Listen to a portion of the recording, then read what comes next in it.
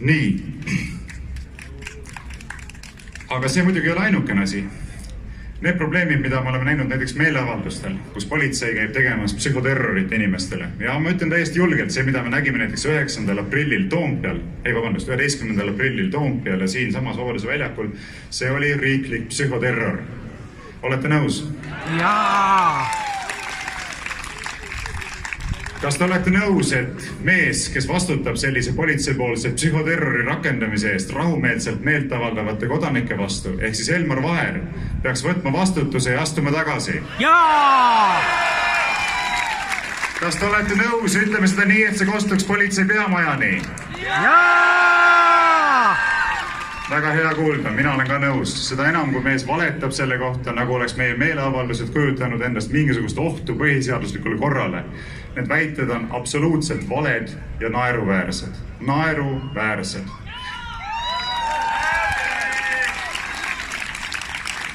Kusjuures ma olen 100% veendunud, et isegi need politseinikud, kes täna viibivad siin, et korda valvata, teavad väga hästi, et need väited on naeruväärsed.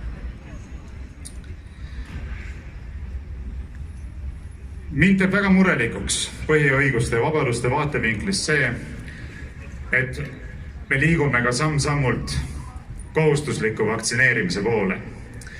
Jah, võib-olla seda on raske nimetada sunniviisiliseks vaktsineerimiseks, sellepärast et sunniviisiline tähendab seda, et meid vägivaldselt vaktsineeritakse, võetakse tänavalt kinni, viiakse kuskile, tehakse süst ära ja lastakse lahti, eks.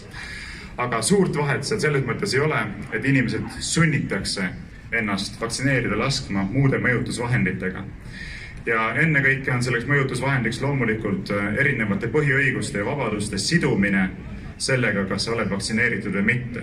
Just see on see idee, mis on niinimetatud koroonapasside kasutusele võtmise keskmes.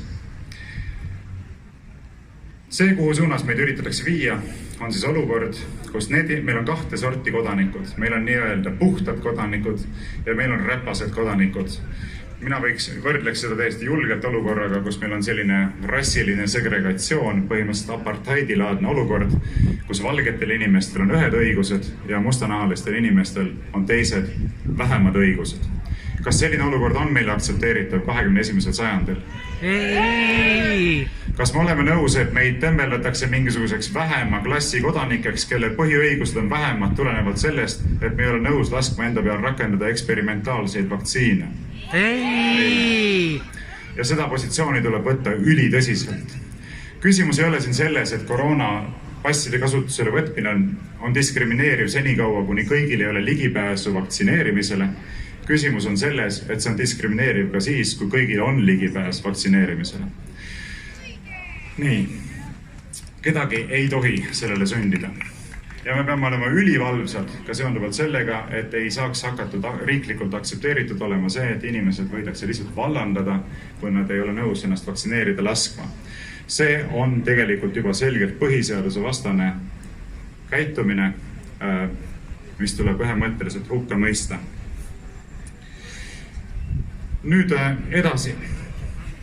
Me peame kaitsma oma lapsi. Põhiõiguste ja vabaduste vaatevinklist on see tohutult oluline.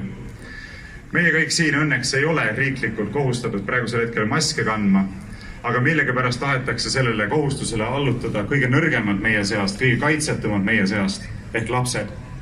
Meie kontorites ei pea kandma maske, riik ei kohusta meid selleks, aga meie lapsed sunnitakse maske kandma koolis alates 12. eluaastast, nagu me kuulsime, ilma et nad saaksid tegelikult ennast kaitsta. Selline asi ei ole vastuvõetav.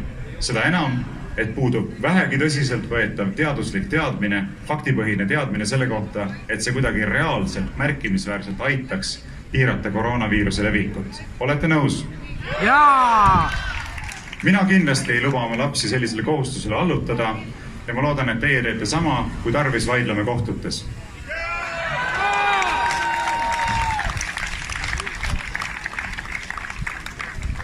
Muuseas, istusin ise eelmisel nädalal ligi 5 tundi kohtumajas, olles kohustatud maski kandma esimest korda nii pikalt ja võin reaalselt kinnitada, et kõik jutud sellest, nagu see ei mõjutaks eriti enesetunnet, on täiesti valed.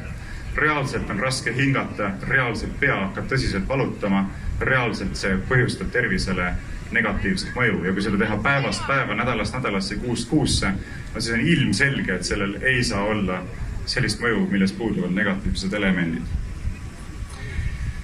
Neljandaks, püüdlus suruda maha kodanike proteste. Sellest sai juba mainitud mööda minnes ja etteruttavalt, aga ma olen kindel, et see 11. aprill jääb Eesti Vabariigi ajalukku musta plekina, häbiväärse musta plekina. See, mida me siin nägime, oli selgelt põhiseaduse vastane tegevus, mis oli heaks kiidetud valitsuse tasandil ja mida viisid ellu õiguskaitseorganid. Kas see on normaalne, et rahumeelselt ja seaduslikult meelt avaldavaid inimesi tullakse hirmutama ja ahistama teiste hulgas politsei koertega? Kas see on normaalne? Ei! Kas see on häbiväärne? Jaa! See on häbiväärne. Ja sellist asja me ei kavatse mitte kunagi heaks kiita. Seejuures varjavad politseinikud oma näomaskidega, sest on endal ka piinlik ilmselt seda teha, kuigi ma ei süüdistaks niivõrd neid inimesi, kes siin platsil olid, vaid neid inimesi, kes sellise korralduse andsid ja võtsid ära isegi nimesildid, et me ei teaks, kes need inimesed on, kes sedasi käituvad. Kuigi jällegi inimlikult ma saan aru, mul oleks ka olnud piinlik oma nime all siin viibida. Aga konkreetsed õigusrikkumised, mida politsei toime pani, ei tohi jääda karistamata. Nimetagem siin näiteks Veiko Huuse kinnipidamist Toompealt ja äravedamist ilma mingi seadusliku põhjuseta. Nimetagem siin näiteks Hardi Allikmetsa kinnipidamist, temalt piimamannergu või selle pulga konfiskeerimist.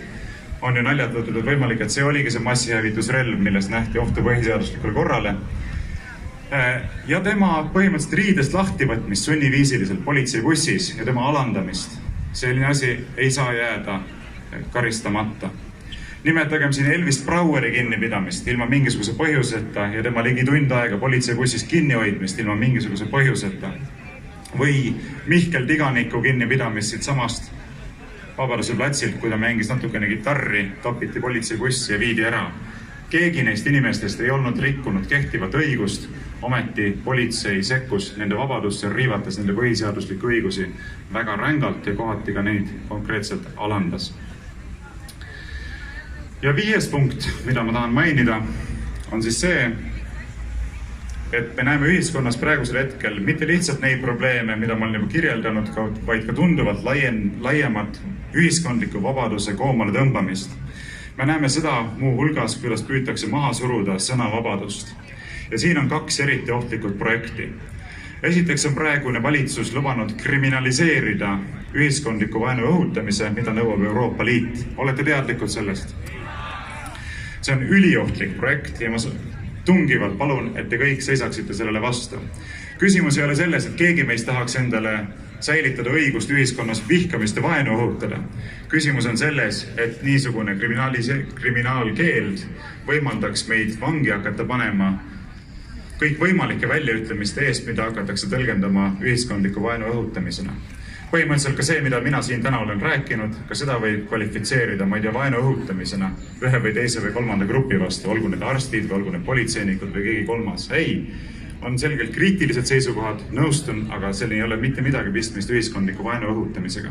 Rääkimata sellest, nagu oleks siin tegemist lugupidamatusega arstide vastu.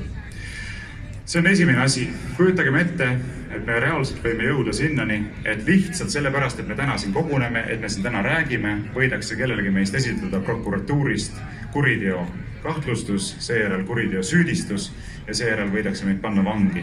Kuigi me ei ole mitte kellelegi, mitte mingisugust kahju põhjustanud. Seda ei tohi lubada juhtuda sündida. Ja teine asi, mis samas liinis toimub, on meediateenuste seaduse muutmine.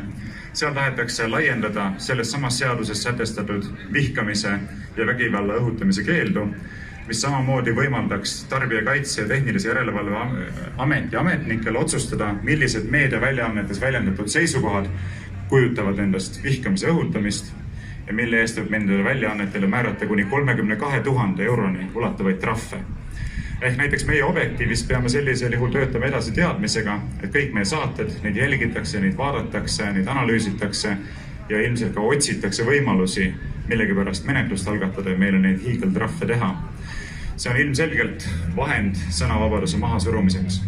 Nii et kaitskem kindlasti nii sõnavabadust kui ka kogunemiste vabadust, mida me täna siin Vabaduse väljakul praktiseerime.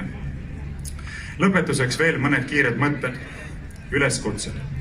Esiteks, ärgem lakakem esitamast olulisi küsimusi.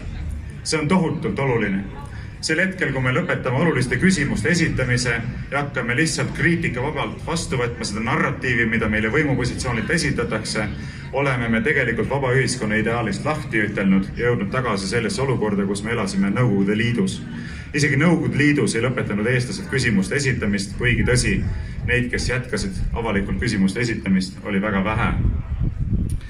Me ei tohi olla nagu ususekti liikmed, kes lihtsalt kummardavad suuri juhte, ütlevad vabandust, et me mingeid küsimusi oleme küsinud, aga nüüd me täidame kõike kuulekalt truult ja ilma küsimusi esitamata. See ei ole vaba ühiskonna ja vabade kodanike ideaaliga kooskõlas. Teiseks, seiskem selgelt vastu sellisele ohule, mida võib nimetada tervisetürannia tekkeks. Meil ei ole vaja, et keegi hoolitseks meie tervise eest. Me saame ise sellega hakkama, et oma tervise eest hoolt kanda. Olete nõus? Jaa! Me ise otsustame, kuidas oma elu elada, millised riskid on meile vastuvõetavad, millised mitte, kuidas oma immuunsussüsteemi tugevdada, kuidas olla valmis ka erinevate väliste ohtudega võitlemiseks.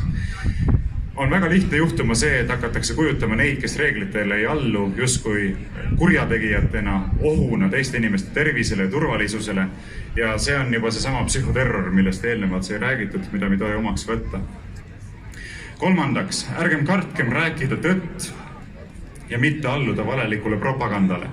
Rääkigem julgelt, rääkigem argumenteeritult, rääkigem soliidselt, aga rääkigem järjepidevalt ja kompromissitult. Keeldugem vait jäämast, see on tohutult oluline. Ja lõpetuseks, hoidkem ühte. Siin väljakul ka, ma arvan, on inimesi, kellel on väga erinevad vaated erinevates küsimustes. Ma arvan, et ka paljud inimesed, kes väljakul on, ei jaga minu vaateid teatavates konservatiivsetes punktides. Aga oluline on see, et me otsiksime ühisosa ja seisaksime ühiskondliku vabaduse ideaali eest, mida me kõik ühiselt oluliseks peame. Las see sõnum jääda peamisena kõlama. Seisame üheskoos ühiskonna vabaduse ideaali eest. Aitäh teile veel kord!